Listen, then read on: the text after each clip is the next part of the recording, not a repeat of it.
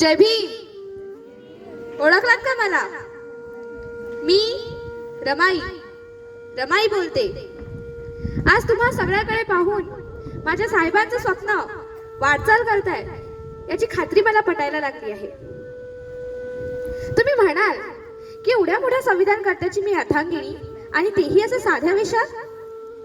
हो, माझं संपूर्ण जीवन असं साधं राहण्यातच गेलं आणि त्यातच धन्यता आहे माझी. माझे साहेब नेहमी अभ्यासात गुंतलेले असायचे. मला अडाणीला त्यांना पाहून भारी कौतुक वाटायचं. साहेब अभ्यास करत असताना त्यांना काही हवं की नको याच्याकडे मी लक्ष देत होती. साहेब एक दिवशी मला म्हणाले की अगे रामू. हो, साहेब मला नेहमी रामूच म्हणायचे. ते मला म्हणाले की अगे रामू, उद्याला जर आपल्याला मूलबाळ झालं तर त्यांना शिकवणार कोण? म्हणून तू शिकलंच पाहिजे. आणि बस, तर मग काय, साहेबांनी त्या दिवसापासूनच नव्हे तर त्या क्षणापासूनच मला शिकवायला सुरुवात केली. साहेब एकदा विलायतेला गेले होते. तेव्हा मी गंगाधरला जन्म दिला. पण आता मी मात्र हतबल झाले होते. कारण जिथे माझ्या पोटात जायला अन्न नाही तिथे मी माझ्या बाळाचं पोट कसं भरणार? अशाच रीतीने आजारपणावर औषधाअभावी तर कधी भुकेमुळे माझ्या 5 लेकरांपैकी 4 लेकरं मरण पावली. ते 4 लेकरं रमेश, गंगाधर, इंदू आणि राजरत्न. त्यात इंदू माझी जीव की प्राणच. पण माझ्या साहेबांना स्वतःच्या मुलापेक्षा त्यांना या 9 कोटी जनतेची जास्त काळजी होती. याची जाण मला होती आणि माझ्यामध्ये आभाळ इतकं दुःख पचवण्याची ताकद होती याची जाण माझ्या साहेबांना सुद्धा होती.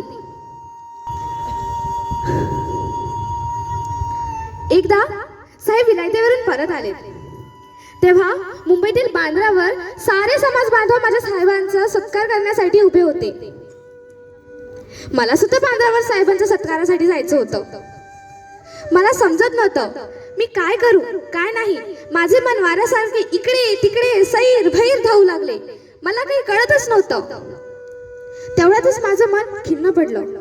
मला लक्षात आले की माझ्या अंगावरील फाटकं लुगडं पाहून साहेबांना काय वाटेल. मी कासाविसा झाले. मला काही कळत नव्हतं. मी घरात इकडे तिकडे माझे लुगडे शोधत होते, पण बघितले तर सगळे फाटलेलेच. तेवढ्यातच माझी नजर एका पागोट्यावर गेली. हो, हा तोच पागोटा जो पागोटा शाहू महाराजांनी साहेबाचा सत्कार करत असताना त्यांच्या शिरावर ठेवला होता. त्या पागोट्याचे मी लुगडे केले आणि साहेबाच्या सत्कारासाठी बांद्रावर गेले होते. साहेब तेव्हा बोटीवरून खाली उतरत होते. जिकडे तिकडे साहेबांचा जय जयकार आसमंतात दुमदुमत होता. पण साहेबांची नजर मात्र मला शोधत होती. साहेबांचा सत्कार होताना मला माझ्या मनाला होणारा आनंद हा शब्दात व्यक्त करणे कठीणच आहे. समाजकार्य करत असताना साहेब गावोगावी जनजागृती करत होते. कधी 14 तळ्याचा सत्याग्रह तर कधी काळारामा मंदिराचा सत्याग्रह.